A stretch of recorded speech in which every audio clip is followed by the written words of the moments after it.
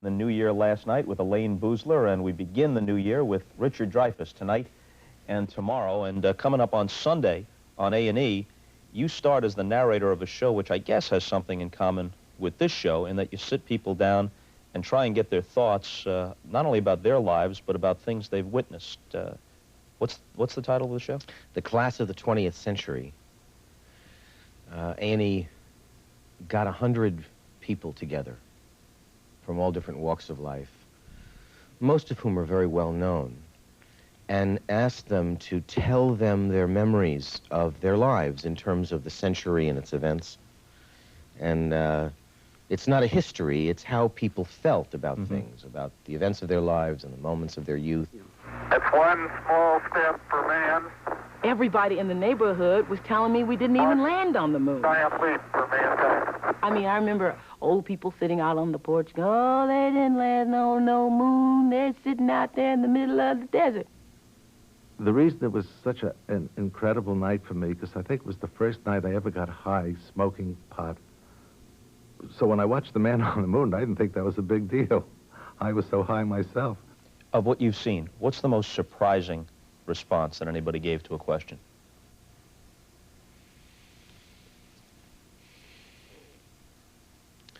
Isaac Stern told a story about what it was like to entertain the troops during World War II as a young violinist. And he answered the question. And they were about to go on, and then he said, and then I had to go home to Los Angeles, he said, and I had a priority 3 classification. And I was in, I forget whether it was Atlanta or Houston or St. Louis or wherever. He was going to get on this plane, and some people came to him and said, would you mind being bumped for one day? There's someone who has to get back to L.A. for a film. Would you consider giving her your place? So I said, why not? That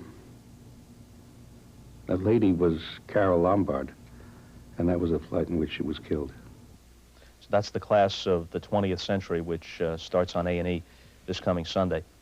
After all the blockbuster successes which established you in the 70s, then you come back in the 80s with a series of also successful films, Tin Men and Nuts and Down and Out in Beverly Hills. Are you a better actor now than you were in the 70s, or just different? I'm different. When I came back, a lot of people said I was better. That's just because I'd calmed down a bit. But I don't think I'm better. I think I'm just more calm. More calm in all the things that surround a production, and therefore it makes people like you better because you're less contentious, or more calm on screen, which is really what matters. That's what millions of people are going to see. More calm on screen. I wasn't a control freak in the 70s. I was an insecure actor, you know, and I did 6 where 4 would do, and that established a kind of signature. And then when I came back in the 80s, I felt much more amiable and much more serene and much more willing to do nothing, to do less, and I enjoy it. Is it because, at least in part, the roles themselves are different? Or, if you had some of those same roles from the 70s, if you had Jaws again, or Close Encounters again, would you play them differently? That's a good question. Yeah, I'd play them differently. Not all of them, but certainly 1 or 2 of them I would. I read somewhere where you said, I always knew I could be a star for a certain kind of audience, an audience that didn't relate to John Wayne, or maybe even in later years didn't relate to an Al Pacino, an audience of readers, an audience of people who listened to Paul Simon and Randy Newman. You knew, even before you were established as an actor, that you had qualities that could appeal to those viewers. In one way, I was once asked in Rome what it was like, you know, for me to be this movie star who had broken the traditional mold of Hollywood, John Wayne, Gary Cooper. I said there are 2 parallel traditions in Hollywood. One is John Wayne and Gary Cooper, and the other was Spencer Tracy and Jimmy Cagney and Edward G. Robinson, and I'm in that. So there's nothing untraditional about my success. And I knew that, to a certain extent, where my audience was. I knew it when I was a teenager, because I knew who I was. Spencer Tracy is a hero of yours? Yeah. Why? Boy, that's a tough one.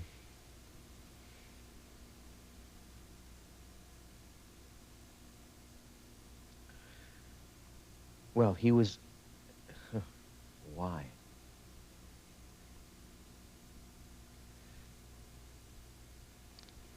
I don't know whether I'm inventing this now or giving you real reasons. I mean, Spencer Tracy was just about one of the 2 or 3 at the top of my list since I was a little boy. But why? Tracy knew who he was, the character as he played him.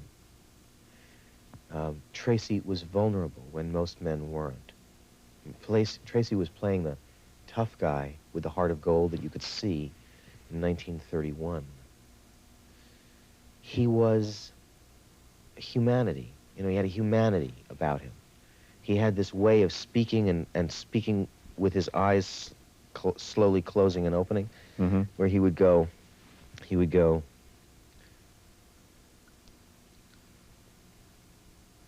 and he would like let you in and out of his face in this very sweet way. I was always a nervous kid, and he wasn't. And I wanted to be like that. I wanted to be slow and sure like that, but not slow and sure like Gary Cooper was. Tracy was an attainable image for me. He was a masculine image. And in some of those performances more recently, you came close to that. Maybe even by your own tough standards, because I've heard that you're really tough on your own work, but I would think that in Nuts, and maybe in a different way in Tin Men, you came close to that, right? Well, it's true. You know, I resist replaying the kind of manic energy that made me, that gave me notice in the 70s. Even though I shouldn't, and I probably enjoy doing them when I do them. There's something in me that resists it. And I want to play characters who are slower, whose metabolic rate is more somber. And when I do that, as I did in Tin Men very consciously, I'm doing Tracy. I want to, you know, I want to be with you, okay? Okay, I said it, and I'm glad. I want to be with you because I miss you, and I love you, and I want to marry you. And that's that. I was hoping for something a little more romantic.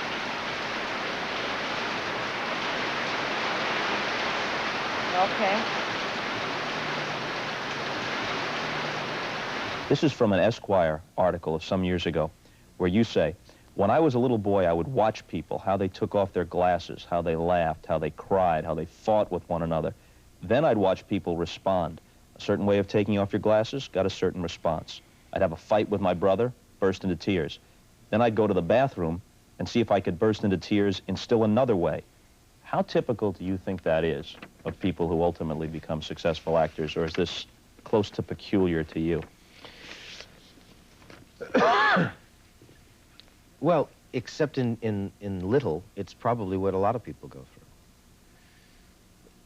When you're compulsive or obsessive about acting, or serious about it, let's use that term, it's better. This is what you do. You know, the joke is that bag ladies started out as actresses. Because when you see a bag lady, she's in the, you know, an actress walks around like this. She's got a script in her hand and she goes, 10 years later, she's going through the garbage, you know? Right. You're obsessive. You can't help it. You hear someone say hello, you go, hello. Hello. Hi. Well, you do readings. I mean, it's like if a writer reads someone else's work, he's going to rewrite it in his mind. He's going to say, I could have done that differently. I think it's normal. Are you as, I don't know if the word is obsessive, and if it is obsessive, I don't use it as a negative, Yeah. because I'm probably pretty obsessive about certain things myself. It'd be the last thing I'd throw a stone at somebody about. But are you as obsessive now, or has that mellowed or taken a different shape? Well, if I was kind to myself, I'd use the word mellow. I think we grow up, obsessive people grow up with friends. I had a friend, and that friend was my obsession with acting. It was a lust. It was a nuclear pellet that I had right here. And that engined me and my life from the time I was 9 until I was 30, without a stop. And then I think what happened was somehow that compulsion, which was so known to me and so warm and friendly and part of me, intimate, went away. And it so frightened me, its absence. That's one of the main reasons I dove deeper into a lot of drugs, because I was absolutely at sea without that feeling of driving ambition and lust for acting. And I have had, and it never came back. I have a friendly relationship with my work, but it's not the first 6 months of the love affair, you know? Well, if it's true then that lust has gone away, maybe it's for the better in some aspects of your life and even some aspects of your work. But do you think it limits what the top level of your work is? Do you think your capacity for the very best performance under the perfect circumstances that you could ever deliver in your life, was that capacity greater at 30 than it is now? I would hate to think that my best work was behind me. I mean, I'd probably put a bullet in my mouth. I know that my love for it, you know how you say your reach has to whatever? Exceed your grasp? That's it, that thing. I don't think I need that anymore. That bothers me. I don't know what would happen if handed to me, if something like that was handed to me. I would hate to think that I couldn't do it as well as I did when I was 30. I know one thing, I don't care. I mean, I don't evaluate it anymore. I don't stop and say, I was better then, I'm better than, I just do it now. When I was 30, I not only did it, but I did a checklist. Dustin Hoffman, boom! You know, Bobby De Niro, boom! Now, come on, give me a break. I don't want to go into any of the drug stuff, the alcohol stuff, because... Got anything on you? It's been well covered. It's been well covered, except there's just one thing about it that is interesting to me. I saw a quote where you said you detailed all these troubles, and lots of people have gone through it, and they descend and they come back as you have, so that's fine. But you said that during all that, you denigrated your own talent. When you realized that that was the case, how did that make you feel? You knew that you denigrated your own talent, which had meant so much to you, which you said was like a nuclear pellet inside of you, and now you trashed it, at least temporarily. I guess the best thing about stopping, or the first realization of stopping, was that I didn't have to do all that anymore, and that it was so enormously goofy to take the one thing you cherish as a symbol of your life and trash it. It's like you're trashing your life. But I also think it's very confused in that I think I was afraid to look at the end of my love affair with acting. I was afraid to look at my life with that in absence, in a void. And so I just doped myself as much as possible and went on in the same behavior. It's kind of like the roadrunner when he goes off, the coyote, when he goes off the mountain, and he keeps going until he looks down, and then he freaks, and then he falls. For a long time, I was off the mountain, just going on because I didn't want to look down. And then I fell.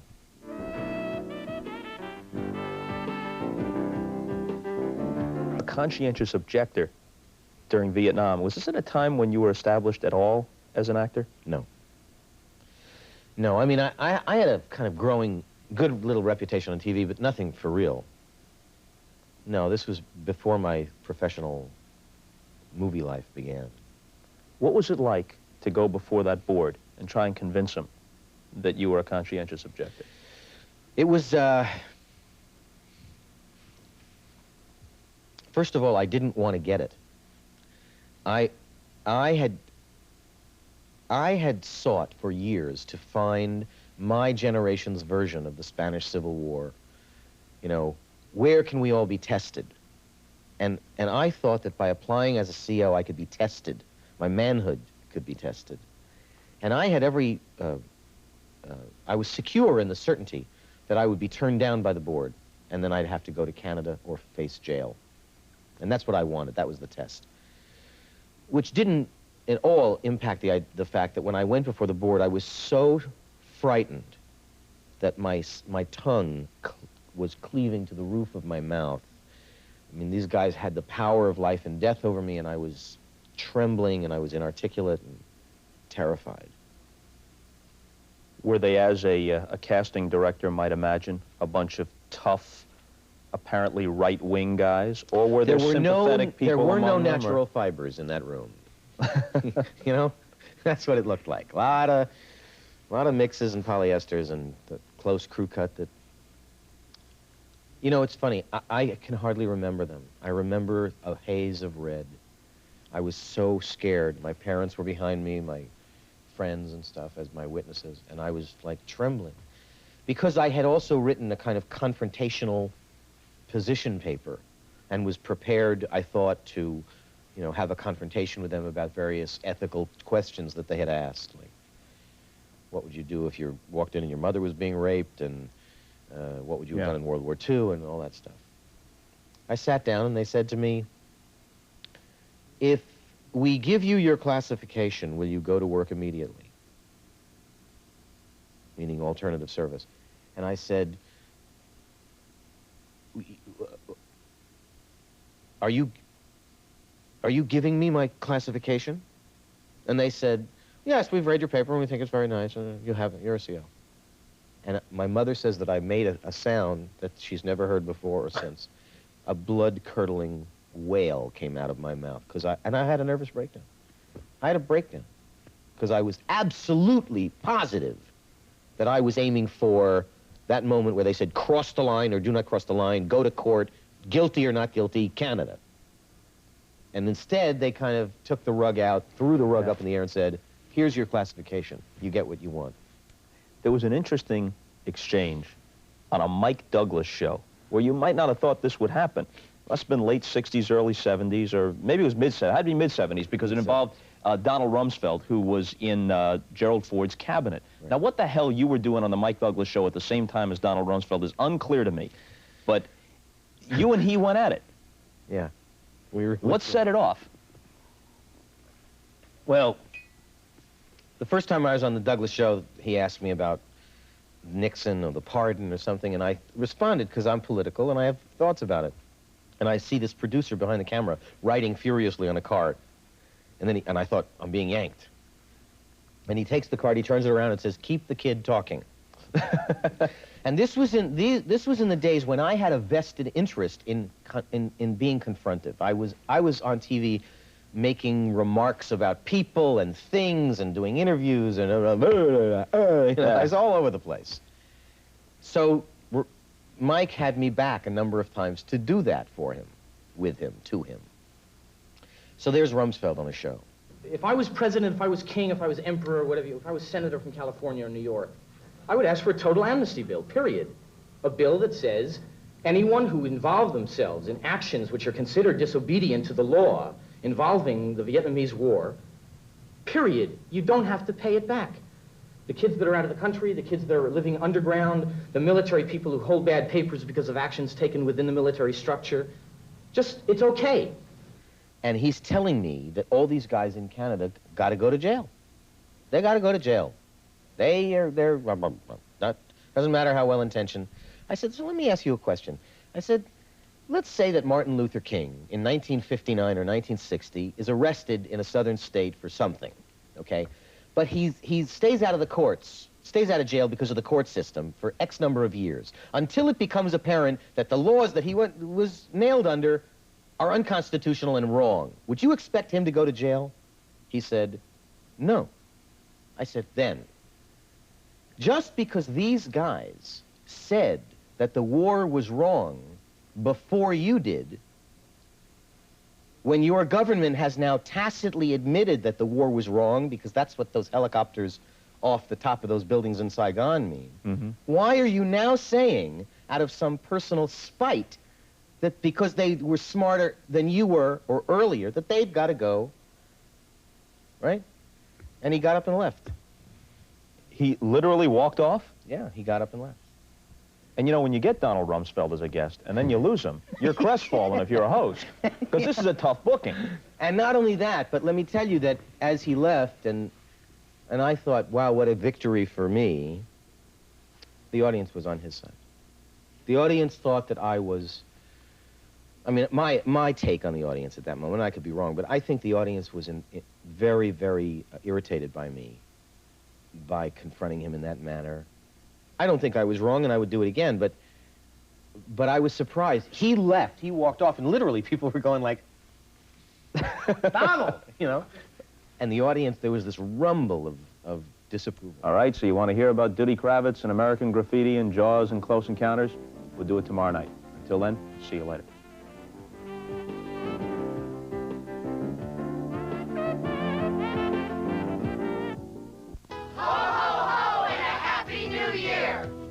Thanks for staying up later. A second night now with Richard Dreyfuss. We covered a lot of ground last night. Let's pick up with some of these big movies of the 70s.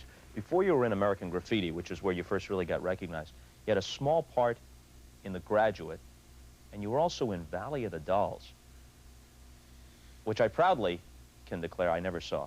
I made the mistake once of actually renting Valley of the Dolls to see my performance, never realizing that my moment in it is in the last 45 seconds of this film, and it's the longest and worst film ever made.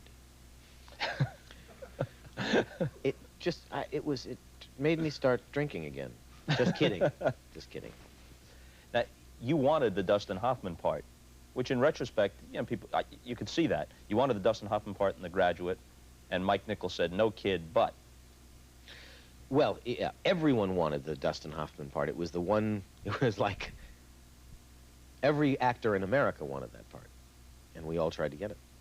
I was too young, and I knew it, but I just wanted to impress Nichols with my great reading. And then he cast me in what he had. And it was a lot of fun to watch, you know, to be on the set for that day and watch him work with Dustin. It was great. You're well known as a guy, at least in the past, maybe not as much now, but in the past, you were unreasonably hard on yourself. It's one thing to be a tough self-critic. It's another thing to be the way you apparently were, which was to beg them to edit you out of American Graffiti because you thought you stunk. Well, to put something in perspective here, it's true that I did that. I mean, but I saw the film by accident in a rough cut before there was music and anything, before I'd ever seen myself on screen for more than 11 minutes. And so I forgave myself for that request. You know, I went to George and I said, I think you ought to cut me out. George Lucas. Yeah. But that wasn't normal. I mean, I don't really think I'm famous about being hard on myself. Well, I heard somewhere else that in Duddy Kravitz, which the critics really liked your performance in, you were convinced you were awful in that too. Well, yes, and then I realized that I was not the one to ask the question, how is Richard in this movie? And I stopped doing it. It's true that I did that with Duddy. I thought I was horrible when I first saw it.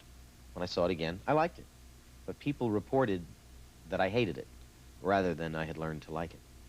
Do you have any sense, while you were making American Graffiti, or afterwards, when it was all put together, the soundtrack and everything else, that it would be not just a successful and appealing movie, but in a way, kind of a landmark picture? Because if it wasn't the first, it was one of the very first that kind of got that notion of a generation looking back at itself fondly. Vietnam War was just about to end. 50s soundtrack, which now is a cliche and is used stupidly in some places, was used brilliantly there. It started that. As a matter of fact, I was the only one who didn't feel that way. Everyone felt that it was a landmark. Everyone felt that it was a generational statement. Everyone, I mean, it was amazing. And I was walking around going, are you crazy? It's just a little movie. When did it become clear to you that you were wrong and that all your fellow actors were right, that this really was something? I was shooting Diddy Kravitz in Montreal, and Cindy Williams called me from L.A. or from New York.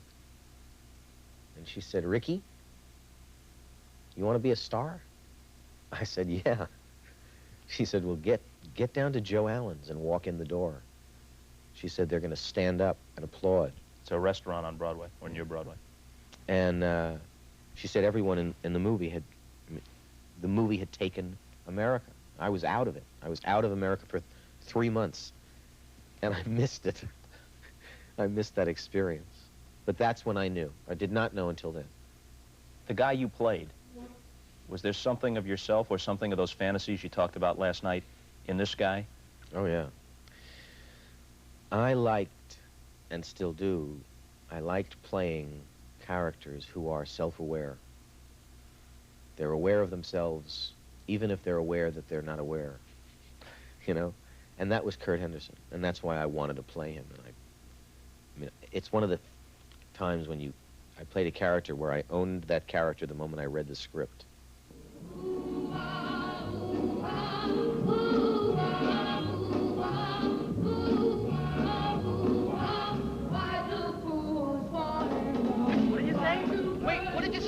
What did you say?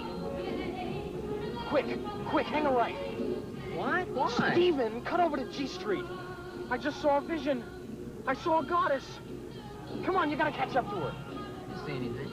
Come on, Kurt. We can't be spending half the night chasing girls down for you. Lori, I'm telling you, this was the most perfect, dazzling creature I've ever seen. She's gone. Get it. She spoke to me. She spoke to me right through the window. I think she said, I love you. That means nothing to you people? You have no romance, no soul? Someone wants me. Someone roaming the streets wants me. Will you turn the corner? I always thought that Kurt was real in that he was hard to compartmentalize, that he was many different things that you could see. Most of the time in movies, a character is one or two things, and that's it. And Kurt was more than that, and that's how he was defined by himself and probably by his friends. And that's probably why I identified with him. You remember the first time you actually performed? Yes. Not in front of the mirror, but on a stage or wherever?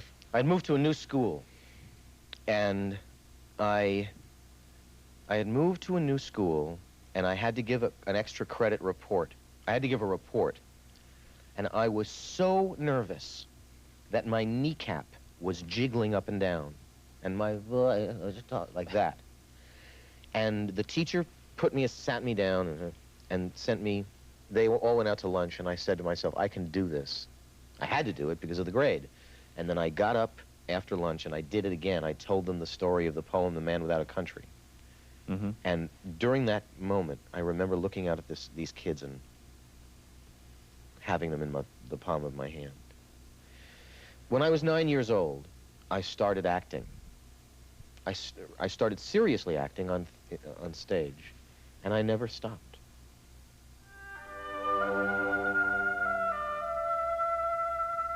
Now is the winter of our discontent, made glorious summer by this sun of York. And all the clouds that lowered upon our house in the deep bosom of the ocean buried.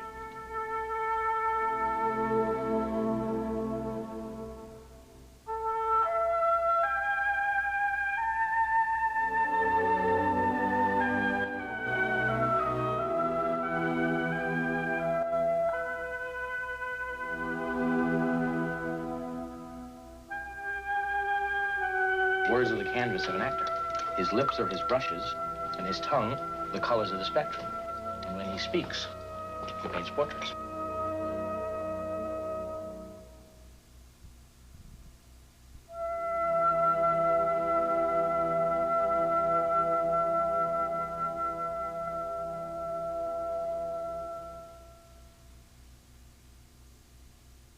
What we are dealing with here is a perfect engine, an eating machine. It's really a miracle of evolution. All this machine does is swim and eat and make little sharks, and that's all. Interesting, because with American Graffiti, it took a long time for you to be convinced that this was a hell of a picture. It took a long time for you to be convinced that you should do Jaws. One of the great lessons I learned, I'm 44 years old, and I learned this a long time ago, is don't trust your instincts, Richard. My instincts have often led me astray. You know, my gut, listen to your gut. Well, my gut tells you to do the wrong thing. And I said no to Jaws 3 or 4 times. And the only reason I took it was because I didn't like my performance in Duty. And I was so positive that I would never work again once people saw Duty Kravitz that I called Stephen and begged for the part. So this is before Duty Kravitz has been released. Yeah. It's made, not released, and you figure you better grab this while you can. Yeah. Now, in retrospect, though, the reason seems to make sense. Before the picture's made, you say to yourself, wait a minute, this picture's going to be about action. It's going to be about the shark. It's not going to be about actors' performances. That was the reason, right? Yeah. I said, I'd rather watch this movie than shoot it.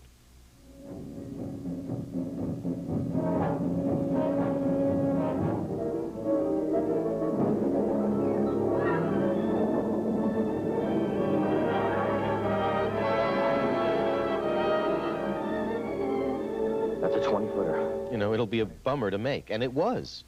I mean, in the sense, I had a great time because I was new and everything was new for me. But it was forever. I mean, I could tell you stories about Jaws that would curl your hair. Just give me one. All over the island, this is a true story, all over the island, we owned the island in a sense. You know, we had radio mics, and you could literally walk down a street in Edgartown, and you'd hear, the shark is not working, the shark is not working. And you could hear that all over the island, all right? You know, that's 7 trillion radio mics. So one day, this is what you heard.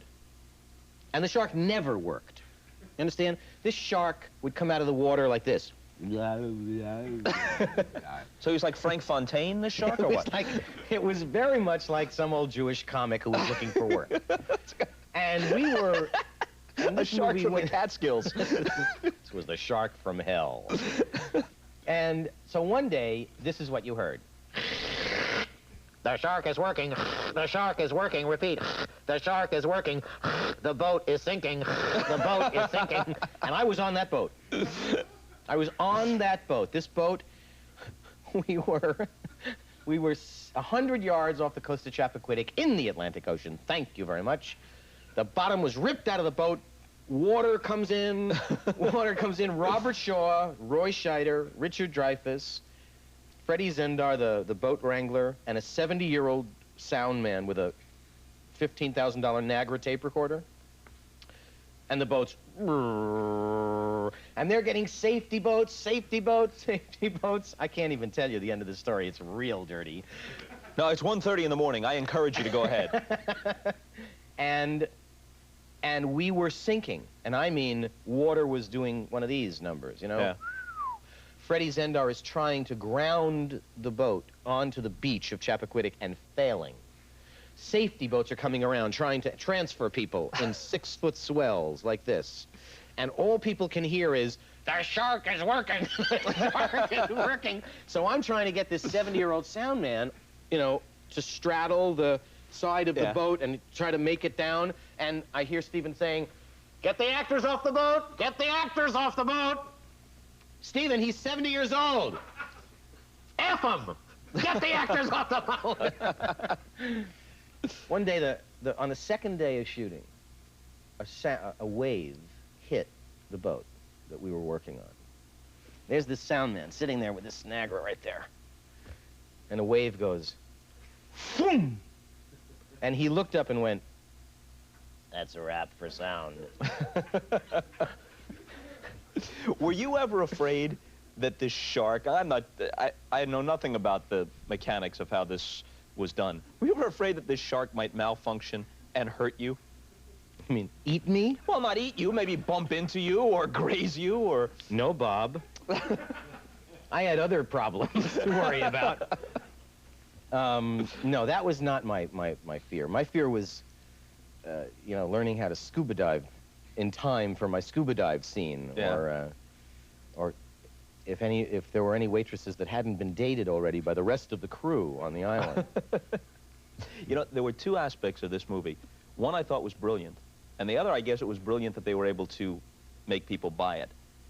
The thing that I thought that, for me, gave the movie extra meaning was the scene where Robert Shaw explained how in World War II he had watched so many comrades waiting to be picked up in a tight circle, so many of them go down with sharks having attacked them. You know the thing about a shark, he's got lifeless eyes, black eyes, like a doll's eyes.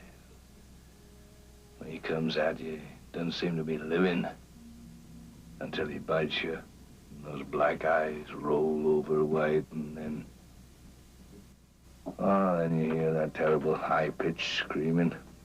The ocean turns red. In spite of all the pounding and the hollering, they all come in and they rip you to pieces. And that explained his obsession, his knowledge of what was going on, and gave so much more horrible impact to the scene where he meets his fate in the end. And I guess the power of the performances and the special effects and everything else covered up the most absurd aspect of it, which was that this shark was made to look purposeful. I mean, the whole idea about a shark is that it just attacks you randomly. That in itself is kind of scary. This shark was purposeful. It was pissed off, and it started hunting you guys. And it had strategies. It came up the side of the boat, under the boat. Nah, I won't do it now. I'll do it. Yeah, you raise your hand. I recognize you, Mr. Dreyfuss. Go ahead. During the course of the filming, people would say, well, that part of it isn't true, and that part of it isn't true. Okay? Of course. During the show,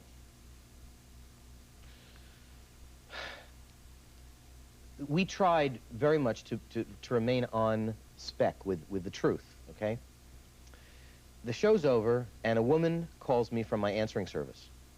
She tells me her father was on the Indianapolis. Her father was a survivor. Her father now spends 6 months of the year killing sharks. That's what he does for a living, just like Quint, for the same reason. She tells me that they're 15 hours out from San Pedro Harbor in Los Angeles in a boat slightly bigger than the one we had in the movie. She was on the boat.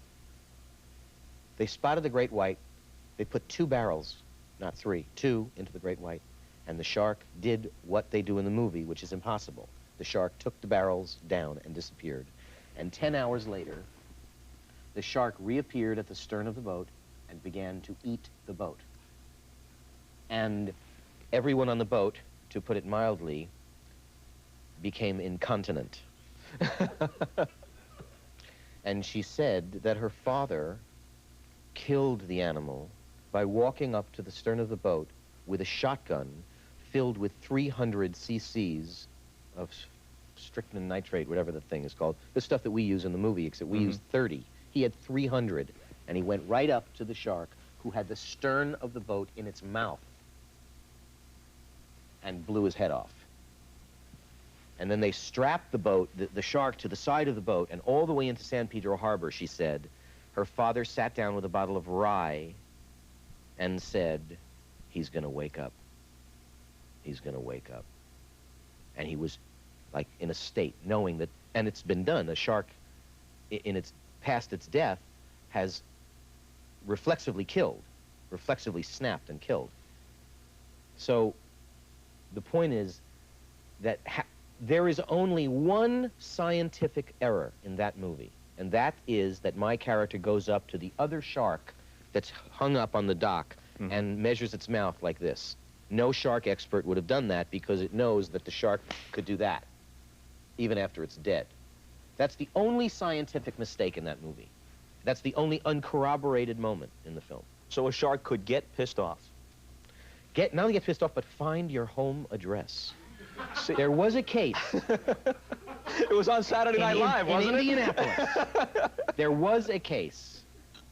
See, because I had felt, up until this moment, that, you know, if I were in a situation like this, I could finesse or charm the shark.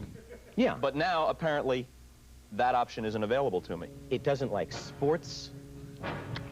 I mean, it doesn't like, it really doesn't. You know, like some people You're telling me that don't I'm the sort of care. person that in Sharks particular really don't like a sports. shark would despise. Yeah, I'm saying that if Yeah. you're in, I wouldn't go above the waterline. I may not bathe. Back after this. Custis. When you were super successful in the 70s, big star, magazine covers and everything else, but also, and this is important, critically acclaimed for the work. How happy did it make you? Well, let's redo this tape for a minute. When I was successful in the 70s, I was successful, except for The Goodbye Girl, in films that were not my own. Nor was I critically acclaimed. It is now a commonplace, a revisionism of history, to look back at Richard's career and say he was a superstar in the 70s and he was critically acclaimed. I was critically acclaimed a bit, but for the most part, I got very mixed reviews throughout my career. I always have. And the films that made all that money were Stevens films, Close Encounters and Jaws. The Goodbye Girl was my film. You listen very, very carefully to me. Just for, this may be the last time I ever talk to you. Not everyone in this world is after your magnificent body, lady. In the first place, it's not so magnificent. It's fair, but it ain't keeping me up nights, you know? I don't even think you're very pretty. Maybe if you smiled once in a while, okay, but I don't want you to do anything against your religion. And you are not the only person in the city ever to get dumped on. I myself am a recent dumpee. I am a dedicated actor, Paula, you know? I am dedicated to my art and my craft. I value what I do. And because of a mentally arthritic director, I am about to play the second greatest role in the history of the English-speaking theater, like a double order of fresh California fruit salad. I'm responsible for that film, along with Herb and Marcia, etc. But I never evaluated myself as a superstar. Never then, never now. I don't think it's anything that I lost. It's not... It was very strange to see some guy write an article one day about how I used to be this superstar. And I thought, gee, where was I? Was I out of the class that day? But it wasn't so. I've always been a well-respected actor with a kind of median celebrity, you know?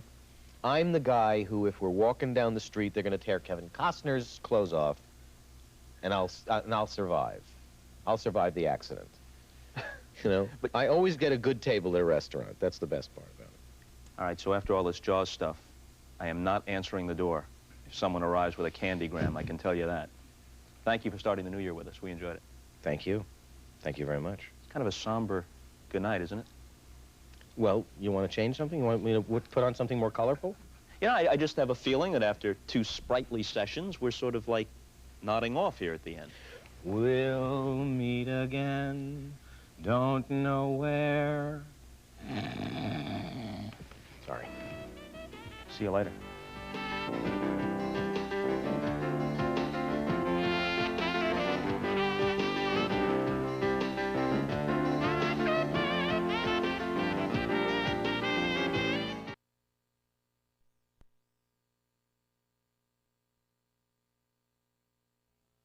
One of the hottest new names in music now is making his television acting debut on the hit sitcom Cheers.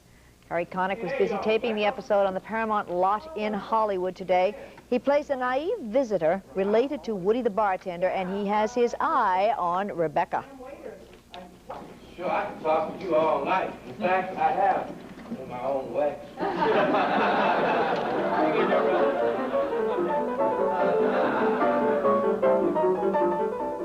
The episode with Connick will appear later this season on Cheers. Something shaking up north tonight. An earthquake rolled through Coalinga.